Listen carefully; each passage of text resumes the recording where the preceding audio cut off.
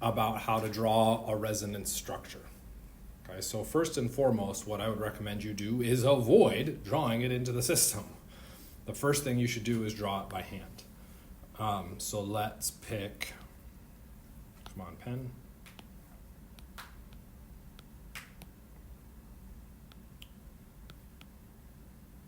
Let's pick a structure that we can draw a resonance for, which is also going to be directly relevant. The structure I picked will be relevant for that version of the quiz question at least.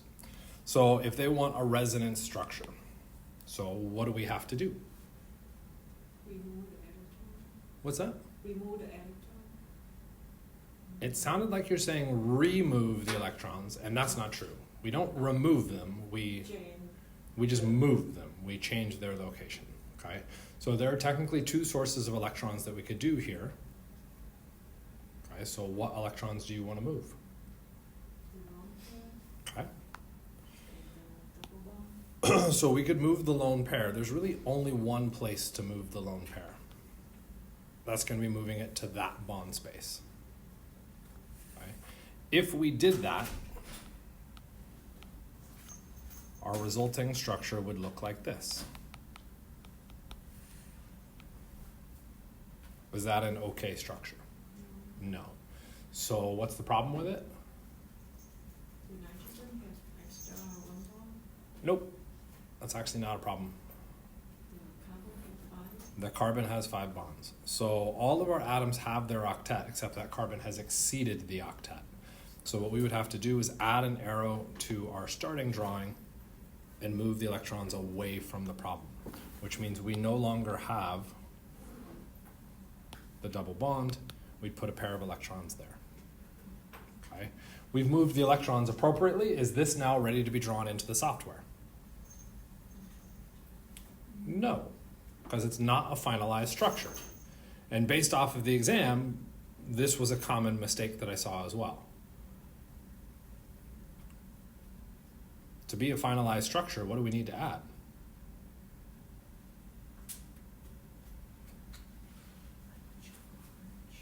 You need your charges. Okay. You didn't like the nitrogen because the nitrogen should be positively charged. Okay. The carbon, having gained electrons, should be negatively charged.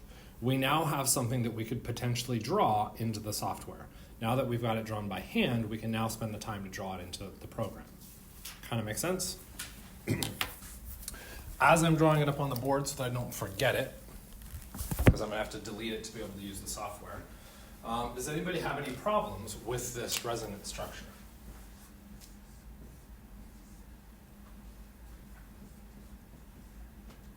So you all think it's fine and dandy, no issues?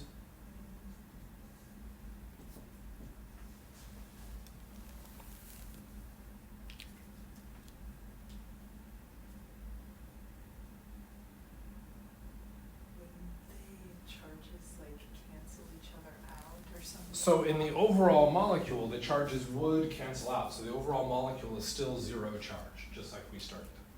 Okay. So yes, is this the best resonance structure? No, because it has charges in it. And so our best resonance structure is the red one. Okay. And this is something that we did address and talk about when we talked about resonance, that it is a challenging subject to kind of nuance and move through. Because when we first talk about resonance, ultimately what we're trying to do is just move the electrons around and maintain everything at the same energy level. Not the case. Okay.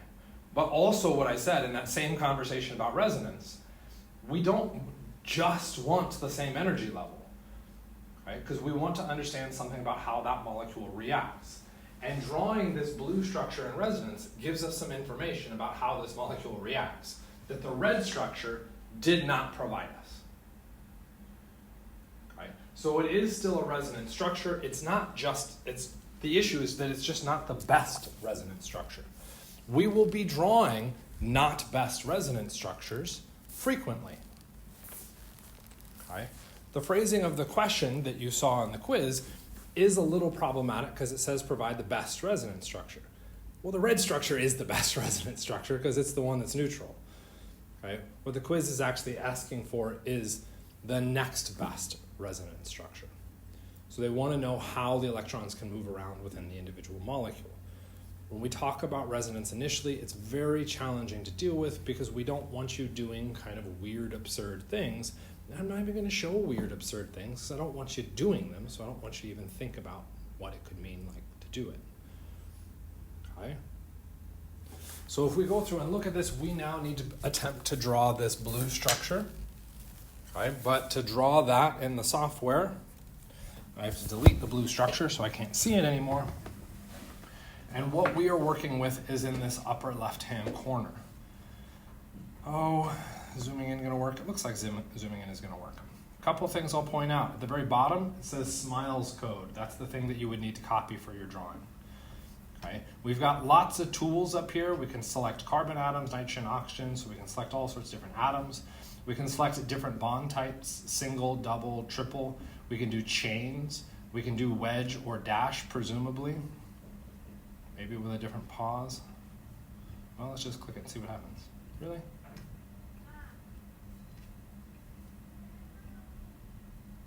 Oh, it's not letting me show wedge and dash. Interesting. Okay, presumably delete. So really what we're doing is trying to play around with those options. If we look at the structure we want a cyclohexane. So instead of drawing out all those individual bonds, we could go through and just do, come on. Really? Okay, well, that could be the problem. That doesn't seem to want to do that. Is it going to do a ring?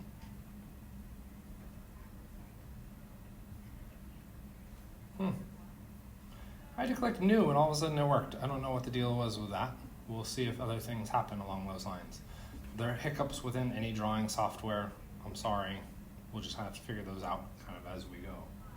If we look at the next thing we want, I'm trying to move the mouse over to the whiteboard.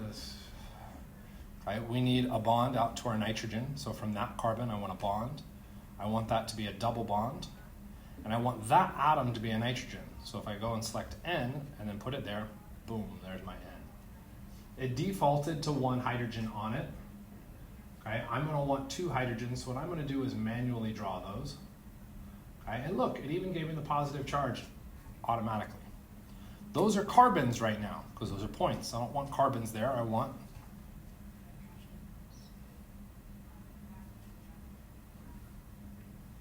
okay.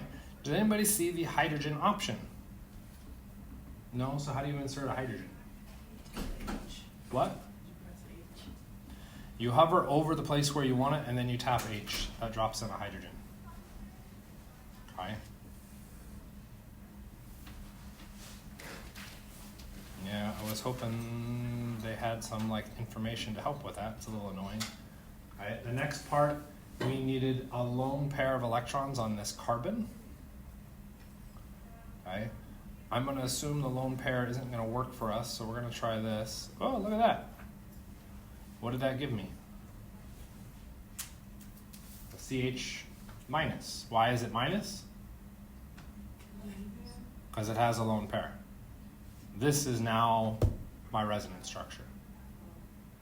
So now what I would do is go to this Smiles code, and I would do Control C or Apple C, depending on whatever computer you're using, be it Mac or PC.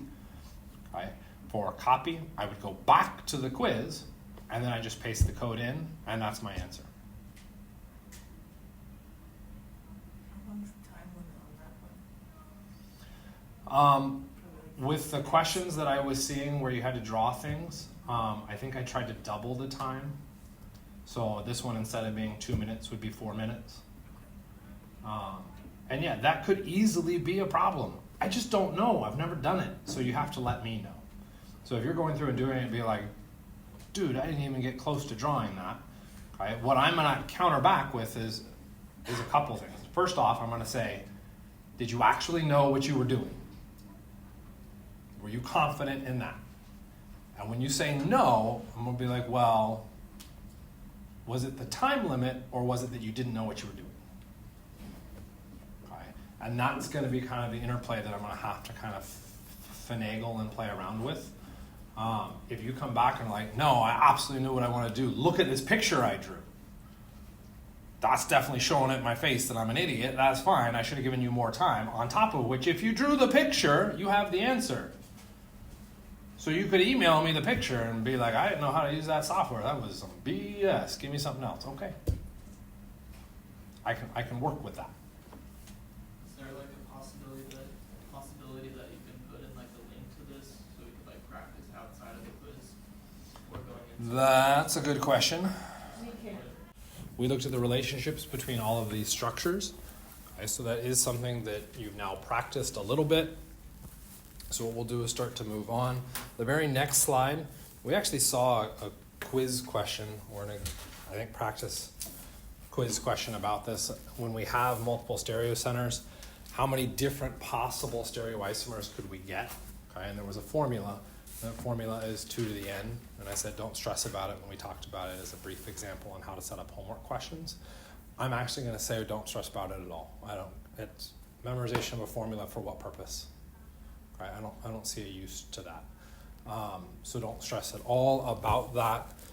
If you wanted to, you could play around with it, but okay.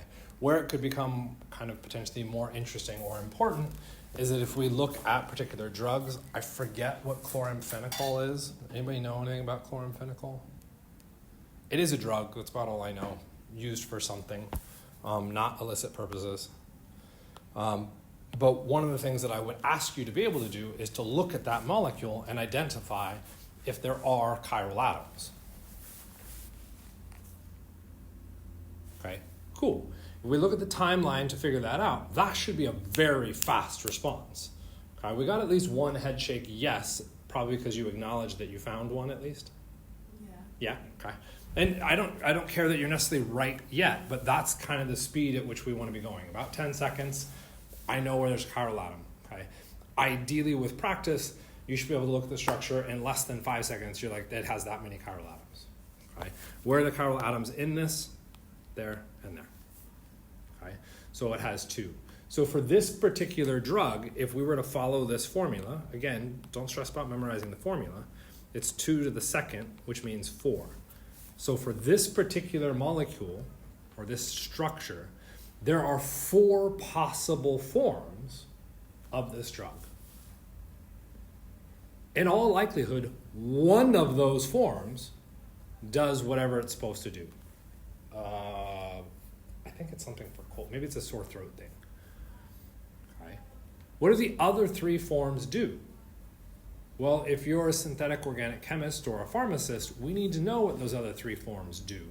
Because if they do nothing, we don't care, and we'll just ship out the drug with all 4 forms. Okay, where only 1/4 of it will be useful, and the other 3 forms do nothing. But if the other 3 forms are toxic, when we go through and make this molecule, we would have to remove them somehow from the system. Okay, and that becomes one of the things that we don't talk about in the fundamental class, is how do we ensure that we only get one active form coming through our particular reactions, okay? Or how we separate the other forms from it, okay?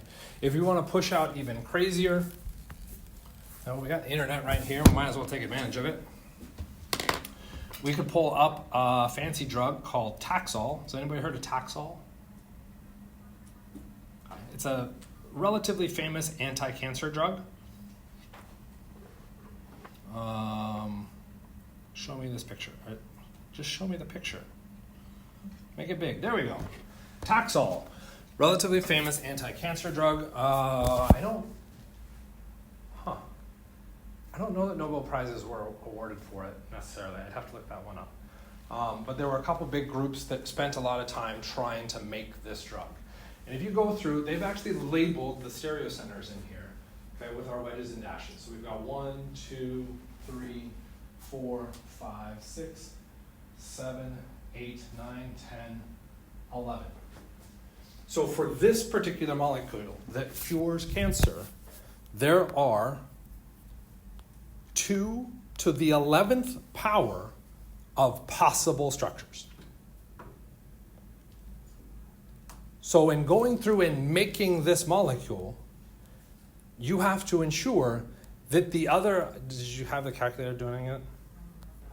Okay, because I don't know what the number is off the top of my head. I think it's a big number.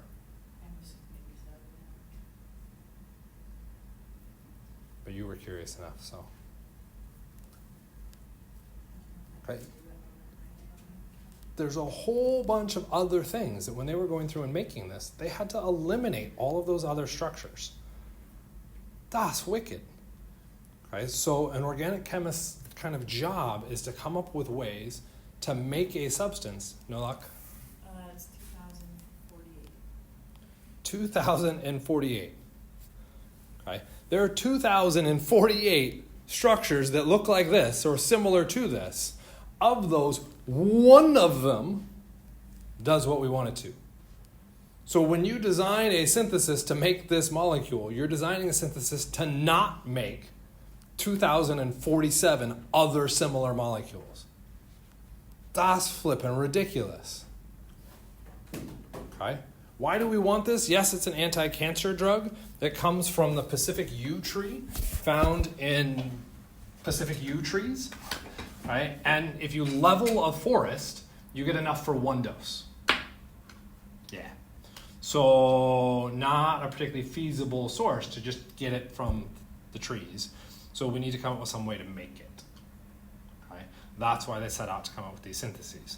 And then also probably bragging rights behind it. But yeah. So it is kind of neat and interesting, but that's all I really want you to see it as, is neat and interesting.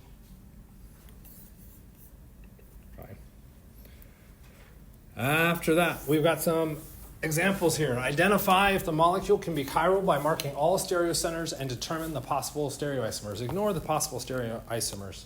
Just determine stereocenters per molecule.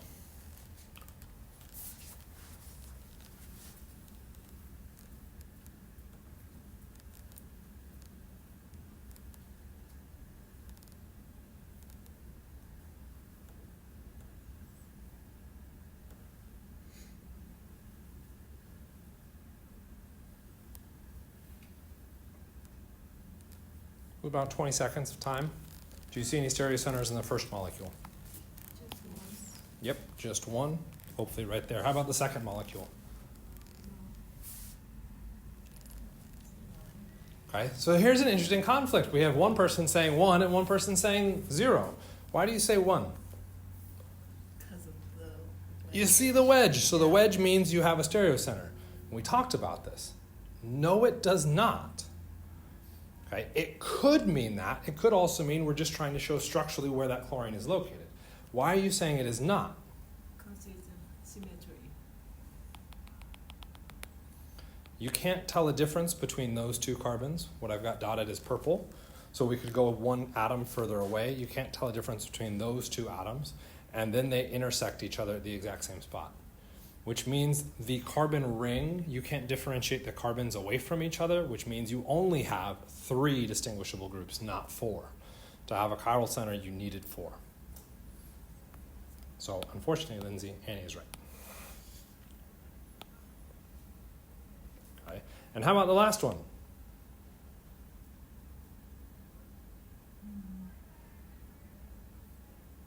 Okay. 3. So one reflex we could fall back on, and this is kind of why these examples were put out here, is, well, there's no wedges and dashes, so that means it doesn't have any. Not true. Again, it depends on what we're trying to show or hide, depending on your perspective within that individual question. Okay? Where are the stereocenters? There's one here, there's one here, and there's one here. There are 3 stereocenters within that molecule. Okay? What becomes extra frustrating is none of those look like they have 4 distinguishable things. It looks like they only have 3 things, except what else is missing? The implied hydrogen. So they all have 4 bonds connected to them. Okay? And now you would go through and ask the question, are all 4 of those things connected to each of those red dots distinguishable from each other? Okay? And what you should find if you practice that is yes. Okay? All 3 of those have 4 distinguishable things connected to them, and therefore they are stereocenters, chiral atoms, however we want to label it. Kind of, sort of? Okay, are you guys done with stereochemistry? Because I want to be done with stereochemistry. I don't like stereochemistry. But we're not done with it yet. Okay, so once we've identified that we have a stereogenic structure, and so here what we're referencing is thalidomide, stolen image from somewhere. Okay, thalidomide, which we talked about previously, was famous for as an anti-cancer drug or anti-nausea drug. So it was given to pregnant women to avoid morning sickness. Okay? And then, I don't know when they took said drug, but 6 months later, 8 months later, they gave birth to their kids, and their kids had deformed limbs. Okay, why? They eventually tracked it back to the mirror image of the anti-nausea drug. Okay, the mirror image is a teratogen, which is also known as a mutagen, and what it does is it mutates DNA, and one of the things it targets is limb development in fetuses. Okay, so what does that mean? They built the drug, and they were like, well, how big of a deal can it mean to have left and right? And clearly the people that did this were all right-handed, because if they had anybody left-handed on the team, they would have been like, it's a really big deal. I hate scissors. Okay? And so they just shipped out the drug without separating those two structures away from each other, because it takes time and effort to do so. They then find out that, yeah, you probably should have separated them away from each other because one of them is a mutagen, and we probably shouldn't be doing that to people. Okay? But that introduces an issue. They're both thalidomide as far as their overall structure, so we have to come up with a way to name them different things. Okay? And we could just go through and call it thalidomide A and thalidomide B, or we just call it peanuts for all we care. Naming as a rule is an entirely human invention. We can do whatever the hell we feel like. The issue with doing that is then everything we name is based off of some random person's personal opinions. And that becomes a horrible naming system. Okay? If we instead base the name off of some characteristic of the molecule, we can be more consistent and universal in that application. That consistency comes about with what's known as the Kahn-Ingold pre-log rules, and we've already kind of touched on these. Okay? We use these rules to help us determine cis-trans or EZ. We're also going to use it to assign something known as R and S. The R and S are the different forms of that chiral atom. Okay? So how do we go through and use them? So first and foremost, you have to be able to identify that you have a chiral atom. Okay? Because we don't want to be going through all of these rules if we don't have a chiral atom. Once we've identified the chiral atom, we need to assign the priority to each of those four distinguishable things around it. Okay? That priority has to be universally accepted across everybody within the field, so everybody knows the rules. We don't look at it and say, well, I like alcohols better than I like halogens, so alcohols are higher priority. That's a BS naming system. Okay, so what they went back to is the exact same things we use for cis and trans. We look at atomic mass. So we look at the atoms connected, and we say, does that atom have a higher mass? If it has a higher mass, it gets a higher priority. Here's a flip. If it has a higher priority, what should it be assigned as a number? 1 or 4. Okay. Some people will say 1, other people will say 4, because 4 is a higher number. So we got to be real careful with that as well. Our higher priority gets the 1 assignment. Okay? And then you go through and you rank all 4 of your substituents. Okay? So you'll have 1, 2, 3, 4 numbered out around your chiral atom. And now the real kind of mess. Okay? When we dealt with cis and trans, it was relatively easy because it's a planar molecule. We can just kind of compare where things are relative to the pi bond. If we're looking at a chiral atom, it's not planar, it's tetrahedral. Okay? So what we end up doing is changing the viewpoint on the molecule to one very particular orientation. That very particular orientation is you have to change it so that the lowest priority atom is aimed away from you. Okay? And if we do that, that bond disappears. We can't see it anymore. What we've done is effectively made a pseudo Newman projection. Okay, so we're adjusting it to see that. Why? Because that allows us to see the 1, 2, 3, and it gives us effectively the faces of a clock. Okay? So we can now connect arrows from 1 to 2 to 3. And if we notice as we do that, we're moving in the clockwise fashion, we assign that chiral atom the R letter. Okay? If we go through and do it, and we notice when we look at our 1, 2, 3 system, it's going in a counterclockwise fashion, we assign that NS. And that's it. Yay, it. Okay, kind of, sort of. Okay. So we had some examples of chiral atoms.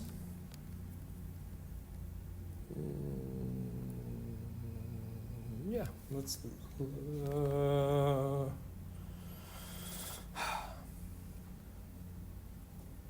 Yeah, we'll just look at this. Okay. So it's already pointed out as our stereogenic center, so here it is. Okay, and we want to look at the 4 distinguishable things around it. Okay, this is where having multiple colors can come in handy. Because I can go through and say, well, the nitrogen's connected to it. The hydrogen's connected to it. The carbon is connected to it. And I have 4 colors. Oh, that's why. And a carbon's connected to it. We're going to call it a black dot. That'll help me out a little better. Okay? So we now want to go through and assign priorities. Okay, so we compare nitrogen, hydrogen, and carbons. What stands out to you as far as atomic mass goes? What's that? Okay. Most people will jump on the nitrogen, which is great. The nitrogen has the largest atomic mass. If we're unfamiliar with our periodic table, this is where you would look at your periodic table and figure that out. Theoretically, with enough practice, we've already started to build up the reflexes to knowing that it has the higher atomic mass. So if nitrogen is the highest, what does that get assigned? 1. Does anybody else feel like something else stands out? 2 carbons. There are 2 carbons, and that should stand out for an unfortunate reason. What is the difference in atomic mass between carbon and carbon? Do you look at what that carbon's connected to? Yeah, but I would argue we don't even need to go that far yet. We will need to do it. What about hydrogen? Just 1. We don't care. It's not that we don't care. It is the absolute lowest atomic mass. So I can go through and assign the highest and the lowest right now. I know the nitrogen is 1, and I know the hydrogen is 4. Okay? Those are now already assigned. So now you know your direction.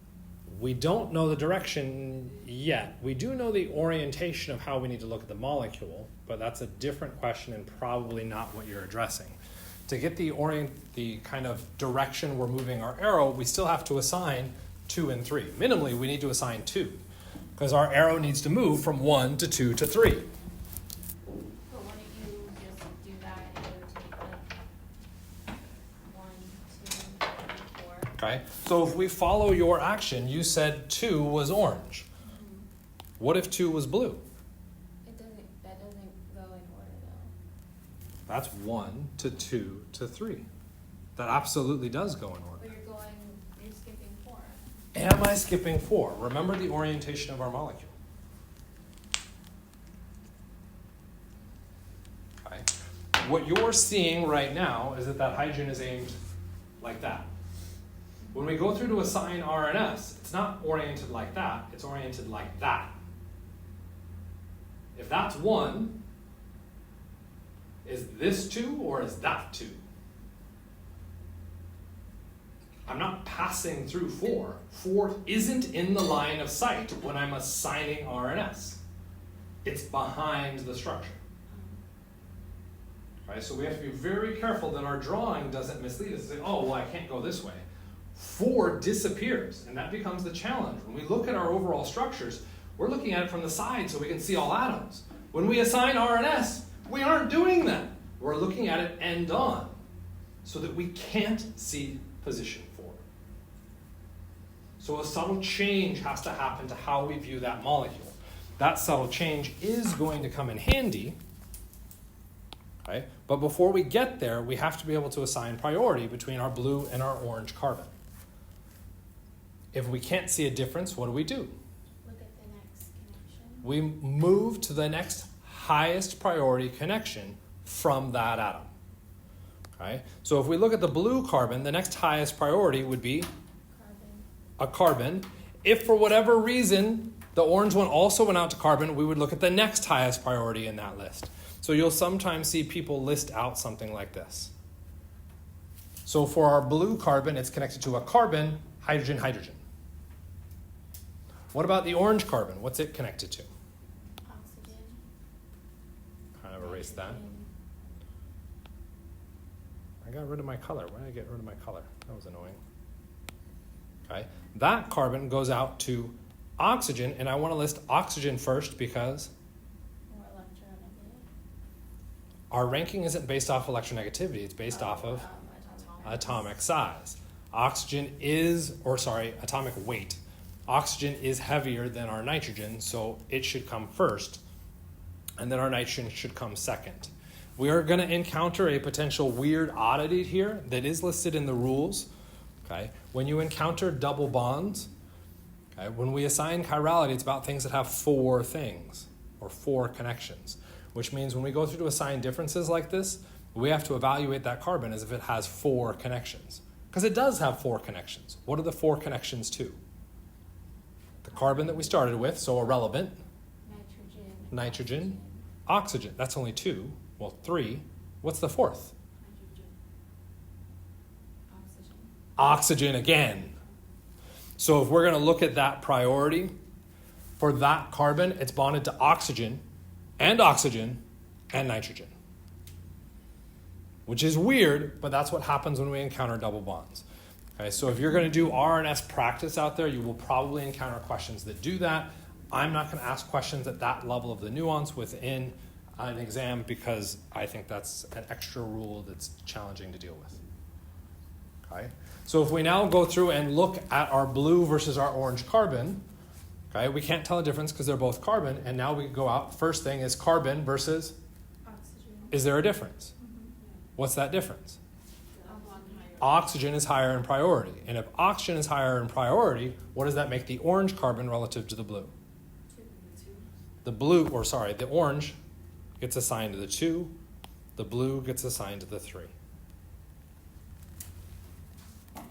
Okay. If we were dealing with this on an exam, this is why I said you should come in with a carbon, a tetrahedral carbon, with 4 identifiable atoms connected to it. Okay, so what we could go through and do is redraw this, okay, as a mimic, and we would go through and say we've got the wedge coming from our carbon, solid, and then we have that dash, right? Okay, so we're redrawing it in this system. Okay, so if we do that, am I orienting that right? Yeah, that's right. The red atom is in the plane, so I would call this my red atom, and my red atom is representing which thing over here? Carbon 3. Carbon 3. The blue atom is referencing carbon 2. The wedge is referencing, I'm looking at it backwards, it's killing me. The white atom, I can't use white.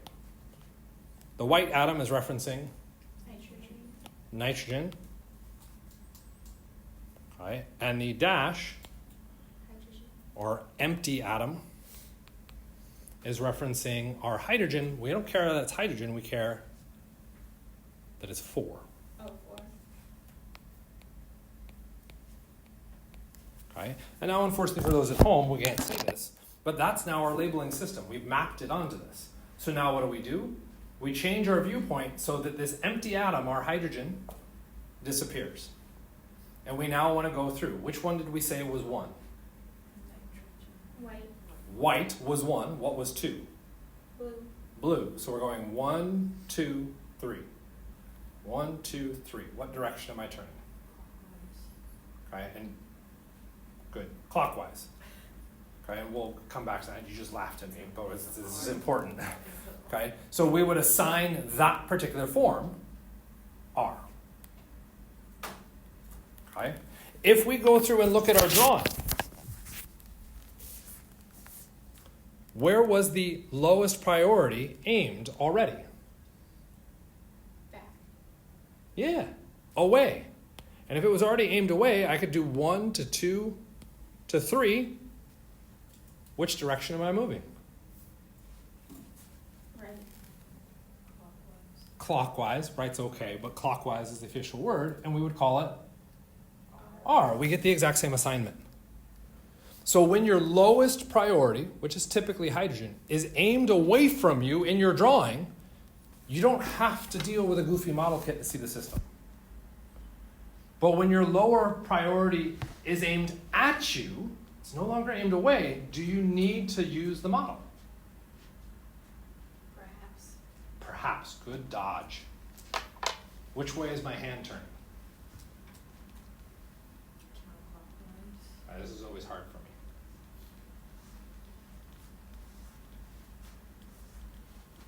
Did I change the direction my hand's turning?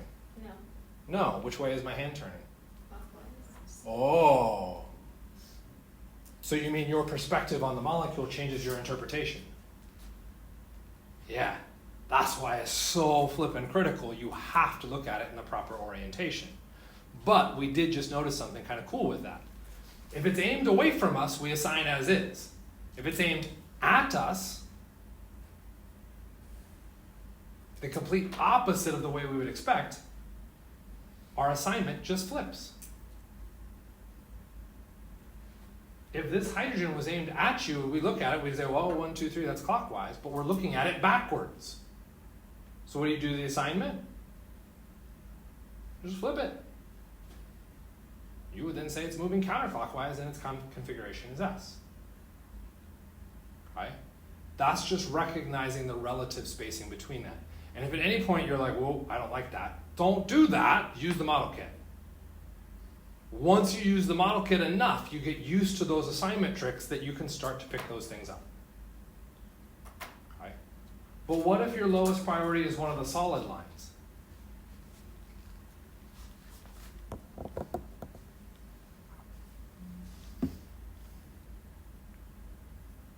That's the one for me personally, all bets are off. Okay? When I see the lowest priority aimed on a solid within the plane of the paper, it's a coin toss for me. Admittedly, I've been doing it now for 15 years. It's a little better than a coin toss. I'm probably 70% of the time correct and 30% of the time wrong. Okay? Unless I do what? Use the model kit. And as soon as I bring in the model kit, I'm 100% of the time right. Okay? Why can I do it without the model kit? I'm used to some of those spatial relationships, and when I see the two-dimensional drawing, I'm able to project an invisible model kit in my head and change my viewpoint on the molecule to assign RNS. How good are you at dealing with the three-dimensional model on two-dimensional paper? Okay? That's up to you. I don't know. The majority of people suck at it. That's why we have model kits, is to help you manipulate and see those things. Is to help you take that two-dimensional image into a three-dimensional world, do whatever manipulation you need to do so that you can convert it back to the two-dimensional paper. Okay? I will also add, when dealing with RNS, all the time, okay, even when I went through and took it, we still had the internet. It wasn't quite as good, but we still had the internet, at least when I was around. Okay? And there would be people being like, oh, well, this is how you do it. You just do this trick. You swap this thing around and all that. Okay? And those tricks were all really neat. Whenever they did it, they always got the right answer. Then whenever I did it, I found I got the right answer too, 50% of the time. There's only two choices, R and S. If I'm getting it right 50% of the time, I'm doing a whole bunch of work to guess. That's stupid. Okay? Every system I've seen online, I've attempted to use, and it doesn't work for me. It doesn't get me better than 50%. That doesn't mean their system is wrong. That means my ability to use their system isn't good. So if you're going to find something online to assign RNS that isn't what I have just shown, that's okay, but you better test it out and ensure that when you're testing it out, you're getting better than 50% success rates. Okay? And when I teach, my goal isn't 50%, believe it or not. I know, after the exam, you're like, I don't think I believe you, Mike. My goal is for you to get 90%. So I don't want to teach you a method that doesn't work 90% or better. Okay? This is the official rule set. This is how it works. How you manipulate and get to this is up to you. Another choice, you can straight up nope it. Be like, there's no way I'm going to get that right. I'm not going to worry about it. If it's 50-50, I'll deal with the coin toss on the exam and move on. Okay. You're not going to have an entire exam of R&S. You're looking at maybe 2 questions.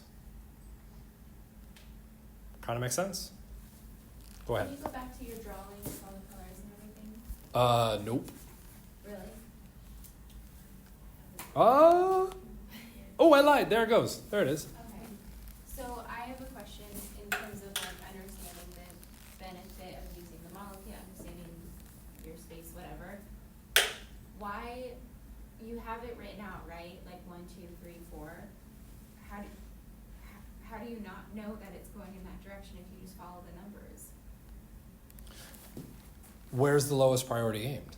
Well, yeah, but say we already have everything determined. It's pointing down. I just don't get how that changes. It's pointing away. Or away. I just don't get how that changes anything.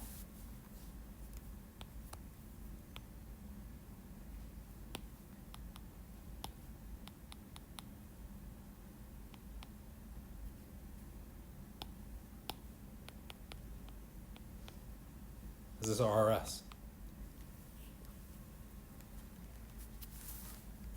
It's still R. It's S. You're looking at it backwards. When you assign R and S, where must the lowest priority be aimed? Away. Is it aimed away? No. It's aimed at you. I guess I don't understand how that changes anything. I can see that it How does change the direction, but how? Well, it's perspective. Which way is my hand turning? Counterclockwise. Did I magically turn my hand a different direction? No. No. And yet, which way is my hand turning? Clockwise. So your answer changes depending on your perspective of that system. Yeah. This is the exact same system. Right? It is really mind-bending because you'd be like, but you didn't change the direction of your hand. But the way I perceive does. And because our assignment is based off of perception, you have to ensure that your assignment is in the exact same perspective all the time. Mm-hmm. Otherwise, you can't communicate that knowledge to anybody else. And Right. then the only way to be able to determine that would be you'd have to build it out and see. You have to be able to visualize it. Yeah. How you visualize that is entirely on the observer, okay? Because some people are so good, and I'm not going to say I'm so good at this, okay? But we kind of, this molecule is just a mess of pieces, okay? What I can sometimes get away with doing, now that we've kind of cleaned that up, okay, is realize that since the hydrogen is aimed at me, I want to view this molecule from the other side. I want to get behind the board, and now I want to look at it. Right? And when I look at it from behind, I don't know, I can do it from over here. Okay?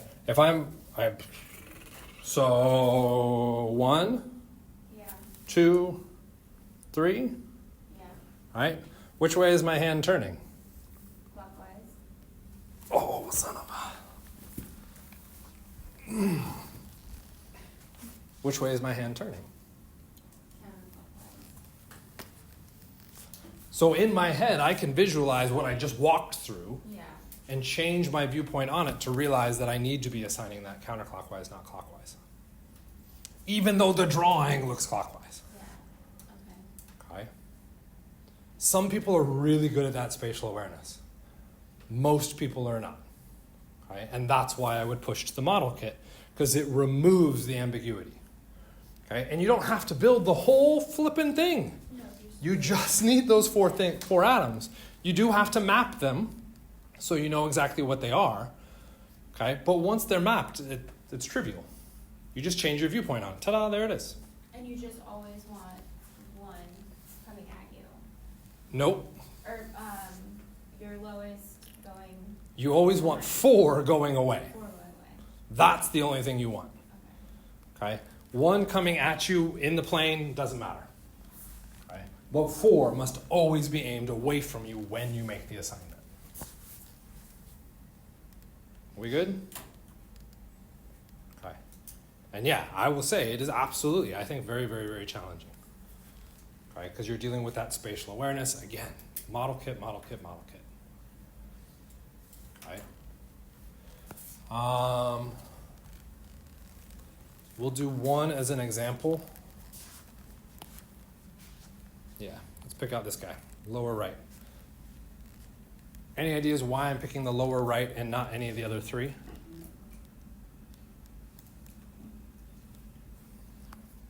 Because eventually the other 3, I mean, there's 2 stereo centers there, there's 2 here, there's 1 there. Why am I saying we should look at the lower right and not the other 3? Because it has. The other ones have 4 too. What's the 4th? Oh, they're hydrogens. They're hydrogens. And what will the hydrogen by definition be? 4. 4. And if we look at it, for this first position up here at the top, the hydrogen would be dashed, which means we're looking at it in the configuration we need. Trivial. This one, ooh, it's not looking at it in the proper configuration. It's looking at it backwards. So we just flip it. Quote unquote trivial. Same system, hydrogen aimed away from us. Trivial. When we move to this one, okay, first issue we might notice is there's no hydrogens. Okay, so that's going to make it more challenging. But I was actually looking for something else. Okay, that something else will become more apparent here in just a second. Though I'm going to add some colors on this so that we can map to our model kit simultaneously. Okay, so we've got 4 distinguishable groups connected to that red atom. Are we all good with that? Okay, 4 distinguishable groups. We need to go through and assign priority. What screams at you first?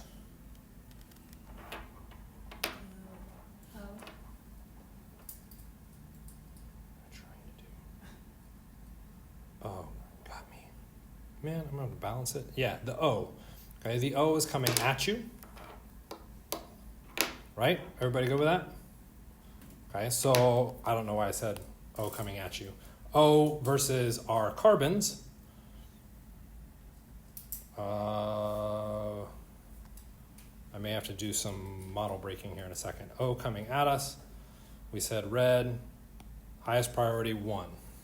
Okay, so if we're looking at the structure, crudely right now, this is what we're looking at. We've got the red looking at us, and then we've got these other bonds. We've got a green going away. We've got the white and the blue in the plane. Everybody okay with that? Okay.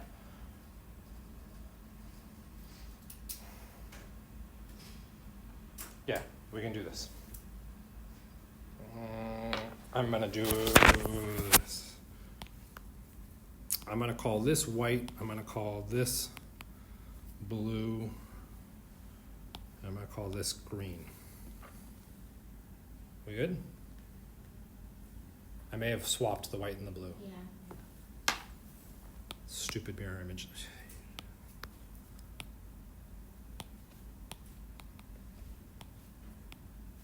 Okay. Admittedly, I just drew blue, green, and white on top of those, but those atoms were what? Carbons. Carbons. We can't tell the difference between carbon versus carbon versus carbon, so we move to the next atom out. So let's look at green. What's the next atom out from green? Carbon. Carbon. What else? Hydrogen. What else? More hydrogen. How many more hydrogen? From green carbon or? From the green carbon. Yep. This is why I'm asking it.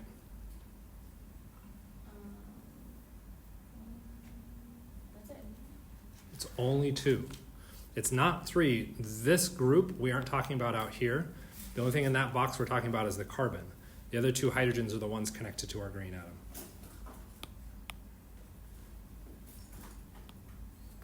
Okay, what do we have at white? Carbon connected to 3 hydrogens. So hydrogen, hydrogen, hydrogen. What do we have at blue? Carbon connected to carbon and 2 more oxygen, or hydrogens. Okay, do we see a difference? Not between blue and green. Not between blue and green, but we do see one with white. What is white then? 4. White's going to become our 4th priority. Why did I pick this structure? Where's our 4th priority? It's not wedged or dashed. Okay, and it's not hydrogen. Okay, so it doesn't have to be hydrogen to be our lowest priority. Okay, so between blue and green, we don't see a difference. Okay, between all of those things. So now what we'll do is move out to that next highest priority, which is now going to be that carbon that we're moving out to. For the blue one, it's moving out to that carbon. And I'm going to try and read this right to left over here. And for the other one, I'll read left to right. Everybody, maybe we'll see what I'm talking about here in a second. From that carbon, for the green, what's connected to it? 3 hydrogens. Hydrogen, hydrogen, hydrogen. From our, whoops, that wasn't supposed to be a carbon there. Yeah, actually, it wasn't supposed to be a carbon. Okay. From that carbon, so that's now here, what's connected to it? Oxygen, oxygen, hydrogen, carbon. Try again. Oxygen, oxygen. Hydrogen. That's it. Oh, because you're not cutting that. There is no other carbon connected to it. Yeah, we don't count backwards. We only count things that we haven't accounted for. Do we have a difference? Yeah. Yeah. That difference, hopefully we see, comes out in the oxygen versus our hydrogen, which means what? Blue is 2. And that means Green is 3. green is 3. Okay. Are we looking at the structure the way we're supposed to be looking at it? To assign R and S, where must the lowest priority be? Away. Away. Is it away from us? No. Okay, so... No, red faces us. That's, oh, it is right. See? Perspective, different sides, makes it challenging. Okay, so we said white was lowest priority. So what we're going to do is take that white atom and turn it away from you. Okay, now that it's aimed away from you, you can go through and do your 1, 2, 3. We said red was 1, blue was 2. So which direction are you turning? Clockwise. Clockwise, which means the assignment is Right. R. R. Done. I know, done. That was like 5 minutes. Okay. Other options is trying to change your viewpoint on the molecule to ensure that you get this aligned. Okay. That viewpoint, if I delete that to draw it, what I would attempt to do is kind of cite, that's an eyeball. There's eyelashes, right? Okay. Looking down that bond and trying to count out that difference. And if I look at that, I'm going 1 to 2 to the 3 all the way over there. I'm turning clockwise. And if you're like, what the flip did you just do? Ignore that. Don't worry about it. Okay, what I did was positioned myself in the 2-dimensional drawing within 3 dimensions in my head. Is that stupid? Yes, it's really stupid. I can't explain why I can do that, other than practice. Other than 15 years of doing this. Yeah. Which is even more dumb. Like, I've had students come in and be like, why can't you do this? Fuck you, dude. So rude. I guess that's fair. Okay, does that kind of make sense? And get the idea behind those assignments? Okay, I will point out something to watch out for. Okay, if it's a 50-50 coin toss, whether it's R or S, when you see it as a multiple choice question, do you think there's only going to be one chiral atom? What do you mean? If I'm asking whether it's R or S and this particular molecule, does it make sense for me to ask it with just one chiral atom? That's a 50-50 coin toss. Half the time you're right, half the time you're wrong, just as blind guessing. Okay? So more than likely what you'll expect to see is a molecule with At least 2. at least 2. Because now your odds are 50-50 0.5 times 0.5, a quarter of the time will you get it right if you're just guessing. And would, say there's 2 on there and you do this for both of them, they're always gonna go the same direction though? Nope. Nope. So then it just depends on which one you're asking for? So what I would ask for is both. So there'd have to be an identifier. How do you know what position you're going to? Well, every position has a locator. Okay. So if we had 2 in our structure, if we clear everything away, if we looked at the names for these compounds, we'd have, and I don't know that this is R and S, so don't quote me on this. We could say 2R, 3S. Okay. Sorry, 1R, 2S. Okay. So the chlorine at position 1 we're saying is R, the chlorine at position 2 is S. And that's how we would identify it. Kinda sorta?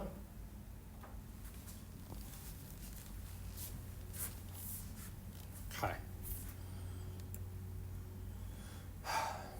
Fisher projections. A lot of people who are in the medical profession or even health professions, and you may have seen structures like this guy. Does this guy look familiar to anybody? Yeah, what is it? Off the top of my head. Yes, glucose. Yeah. Okay, it's just a sugar molecule. Okay, and sugar molecules have interesting chemistry that we'll continue to keep coming back to. Okay, but if we go through and look at this, do you see any wedges and dashes? Do you see any chiral atoms? Check yourself. Hydrogen, oxygen, carbon, carbon. Can you tell the difference between this carbon and that carbon? Yeah, which means that is chiral atom, chiral atom, chiral atom, chiral atom. Okay? And if there's all those chiral atoms, why don't we show wedges and dashes? Well, which looks simpler to you? That far drawing or this one? Okay? And that's going to depend largely, your answer is going to depend largely on perhaps your background within this content. Okay? If you ask a biologist, hands down, no remote even question, they're going to be like, I have no idea what this molecule is, but I know what this is. Okay? So someone went through, Fisher, went through, saw all of those chiral atoms and went, oh my God, I don't want to have to calculate R and S for every single frickin' one of those things. Like, that's a pain in the butt. Can I redraw this molecule to make life somehow simpler and easier for me? Yes. Okay? And what he went through and did, which is what's in the video, is he changed his viewpoint on the molecule. So he reoriented the molecule so that the carbon chain vertical axis is always aimed away. Okay? Which should be problematic, because if we take this and kind of turn this molecule, so let's do it this way. Turn it like this. Now the carbon chain is all straight up and down, as opposed to the zigzag. But now it's zigzag in and out of the board. So that didn't get rid of that. So what he went through and said, well, we're also going to rotate the sigma bonds.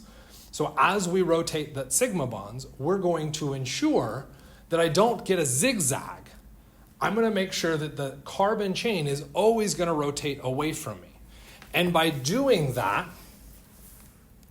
let's see, do I have the picture? What we end up doing is taking your carbohydrate and you end up turning it into a circle. Okay? There's a little bit of perspective here. Notice how this carbonyl looks really large, but that oxygen looks small. Because what this is doing is spiraling backwards away from you. That's what I'm trying to show. Okay? So if that's his viewpoint on it, he now goes through and looks at each chiral atom, boom, and says, where's the oxygen? Well, the oxygen at this first position is aimed away, which would be to my right. If I now go boom and look at it from here, what happens? It's towards, which is on my left. Away, which then means my right. Away to my right. Okay? So he's constantly changing his viewpoint on the molecule as he goes through and navigates this. When he goes through and does that, we could redraw the molecule in chemistry type lingo where our entire backbone is always aimed away from us. And then the substituents, the OHs, okay, and technically the hydrogen will always be aimed at us. Okay, well, if we do that, and everything is always like that, then do I need to show dashes and wedges? No. And so what he simplifies it down to is just says, okay, well, as long as I know I'm in that configuration, that's the default. So this H and this OH are aimed at me. I know they're wedged. So you'll sometimes hear it as bow ties, because what does that look like? A bow tie. Okay? So this simplifies all that stereochemistry into this drawing. And then the real kind of neat beauty behind it is that if you've actually followed the rule set appropriately,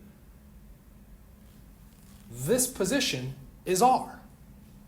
This position is S. This position is R. This position is? How did you go R? Because I mean that was R, S, R. Wouldn't it be S? Why is that one R?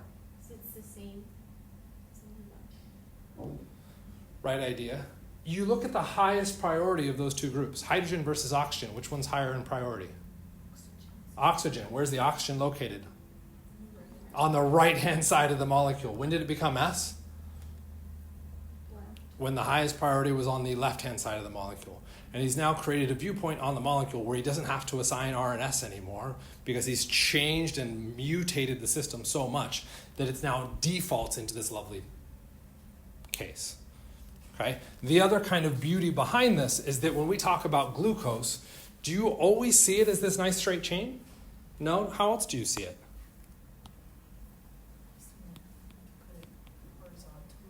Yeah. That's the only position I remember off the top of my head. Like that, right? And we draw the OH, OH, OH. I don't really know where they are. Right? Something like that? Okay. That would be because the structure circled back on itself and reacted with itself. We'll learn that much later in the semester. It does react with itself. Okay. Why is that particularly neat? Well, in the Fisher projection, what did we say the structure looked like when we looked at it from the side? Oh, big reveal. Come on. We already looked at it. It's looping back on itself. That's starting to get into that cyclic description of it. So the Fisher projection or orientations have kind of a real basis in what the glucose molecule actually does, is it cyclizes. By doing that rotation, it helps us to actually get into the configuration so that we can see that reaction actually happening. That's kind of neat. Okay? So while I respect it, I hate it. Okay? I think it removes way too much information from us, but it is something that's kind of neat. You'll see it a lot within carbohydrates. Okay? So there's our Fisher projection again. Okay? I will mention something to watch out for. Biochemistry, you'll also hear a reference to a capital D and a capital L. Those have nothing to do with RNS. What those have to do with is where this OH is on the second to last carbon of the chain, whether it's on the right-hand side or the left-hand side. It's not RNS, it's just where that OH is. Okay? Why does that potentially become important? Because when we go through and look at carbohydrates, you've got a whole slew of them depending on how many carbons are in your structure. And if you look at that second to last position, okay, here we have a D because it's on the right-hand side, but I also have the one where it's an L, where it's on the left-hand side. If we go down over to here, I could have this one be D or L. It's still going to represent the same base carbohydrate, okay, just a slightly different form of it. Okay, why do they do that? I don't know. It apparently simplifies the naming system for them. I think it's a bit arbitrary, but my opinion's irrelevant. Okay, which then sets us up pretty close to the end of time. My clock says I got 2 more minutes. And now we can stop dealing with chirality and we can start getting into aspects of chemistry, okay, and actually doing chemical reactions. Part of that means we have to refresh backwards and make sure we know what we're talking about when we look at bonds, okay? Which is something we've talked about in lab, and this part should be review for everybody in lab. Is everybody in lab? Everybody's in lab. Didn't we have somebody that wasn't in lab? Someone in lab isn't in Lecture, okay. So there's three primary categories. We get ionic bonds, polar covalent bonds, and non-polar covalent bonds. You absolutely 100% need to be able to look at a structure and tell me what bonds are present and where. Okay? And the most important aspect of that is going to be start looking for the ionic, then look for the polar covalent, and then be like, oh my God, I hope it's not just non-polar covalent. Okay? And the reason being has to do with the reactivity.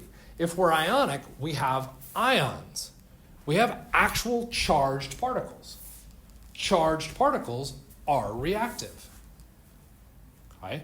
Non-polar covalent, or what I call just covalent, is where the difference in electronegativity is so small, I generate no charge, zero. Well, if there's no charge, is there any reason to interact? No. Okay? So your non-polar covalent are extreme introverts and never interact with anybody. Well, if they never interact, we don't really care. Okay? Because they're not going to do anything for us. They're not going to make biology work. They're not going to be vitamins. They're not going to be minerals because those things need to interact. Okay? That's why they're powerful. The ionic things are now supercharged and very likely to react. So that when we look at an individual molecule, we want to be able to quickly isolate what's going on within it so we can say, there's the chemistry. So that when I look here, I can immediately jump at that and say, there's my chemistry. If I'm going to have this molecule react, it's reacting at that spot. That's what it's going to do. Okay? And maybe if I'm lucky, it might react here. And if somehow, hand to God, something crazy came down, maybe I could get something to happen out here. But this allows me to zero in where my chemistry is most likely to happen, where it could maybe happen, and God, it probably won't. What does that do for me as a chemist looking at this structure, or you? That changes the question from looking at this whole molecule to now looking at this. Does that make life a little bit easier? Okay? And so you can now selectively view your molecule based off of those individual bond types and reactivities. Okay?